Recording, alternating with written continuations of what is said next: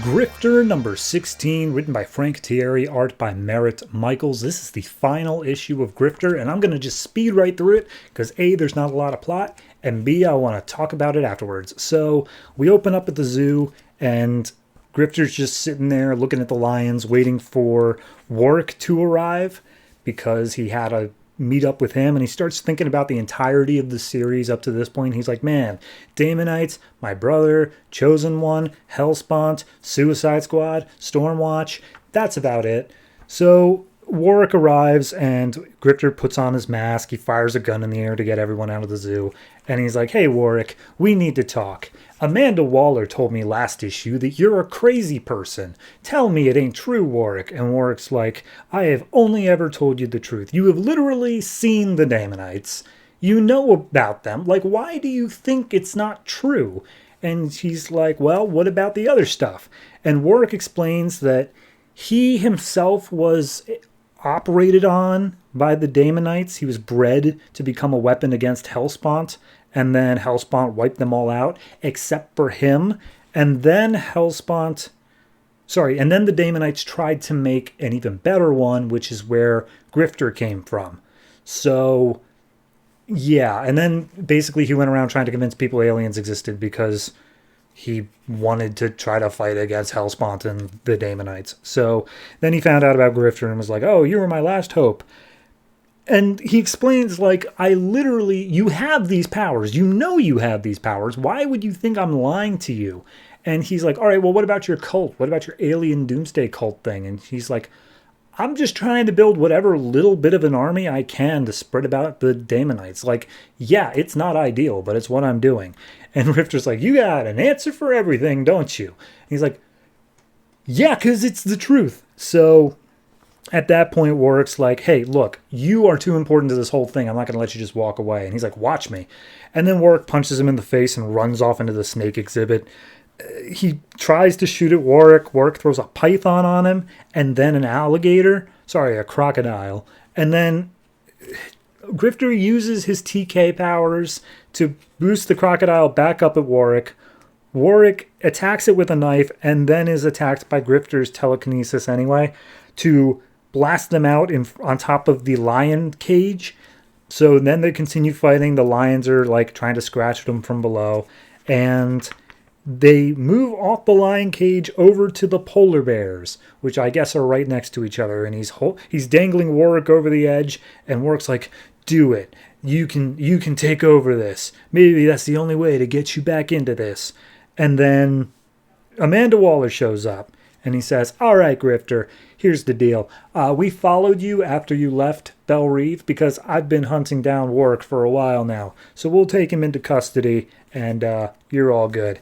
And Warwick's like, I ain't ever going back to prison. And he gives Grifter a wink and he falls down. He purposely pushes himself into the polar bear exhibit. And I love this bit because Grifter's like, oh, God. He moved too fast. I didn't have a chance to save him. And then they do a cut to him still clearly alive, yet being mauled by these polar bears. And it's like, dude, you could still save him. You have powers and guns. I'm not sure. Anyway. And then he's like, damn you. So then we get a last page thing of him going to his brother's grave. And he's like, maybe the Damonites are real. Maybe that whole thing. Maybe I am the chosen one ever. But regardless, right now I need some cold cash time. So I'm not going to be Grifter for a while. And he lays down his mask on his brother's grave and he walks away. And then we get the epilogue of some mystery figure in the Damonites is watching Cole do this and is like, haha, Warwick is dead and Grifter is no longer grifting. That's two thorns out of my side. And hey, that zoo they were at, that's literally where he was made. What are the odds? And blah, blah, blah. Basically some more saying that coming after Grifter. But it's Hellspawn. Hellspawn has still sworn his vengeance to attacking Grifter because why not? And that's where the series ends it. Okay. I love that last panel of like, you fell in too quick and I couldn't save you, as he's like screaming, help me, please. He's not actually, but he may as well be. Clearly he had the potential to help. And I think that's kind of indicative of this whole series, you know? It's just a series of events that feel strung together for the sake of drama, and yet don't actually make any sense. Like, I really was okay with the first arc right up until, over in Superman, Hellspawn killed all the Daemonites. And then we were just kind of left floundering in this book of like, well, that was kind of Grifter's whole thing, so what do we do? And the answer is not a lot.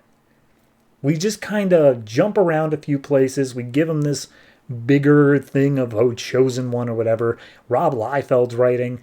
It's a mess. And I think that's just the whole book, really, by the time you hit the end of it. That first arc had some promise. And then, because of a thing that was not their fault, they had to change direction, and they just never found it again. And by the time it ended, I mean, I'm not a fan of Merritt Michael's art. I think the backgrounds are too sparse, and the foreground is just, huh.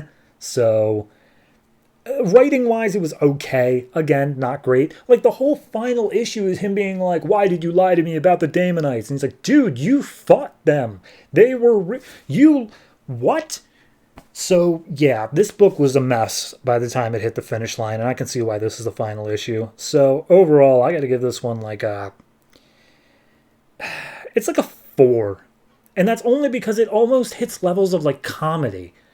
It went so far off the range of, like, oh, we're supposed to take that. He threw a snake at Grifter, and you see later on the snake doesn't even have teeth. Like, there are no fangs. It's just a gummy-mouthed python. What? It's just not good. So yeah, I'm giving this a 4. I don't know what that makes Grifter as a whole series, but it ain't great. So yeah, rest in peace, Grifter. You won't be missed.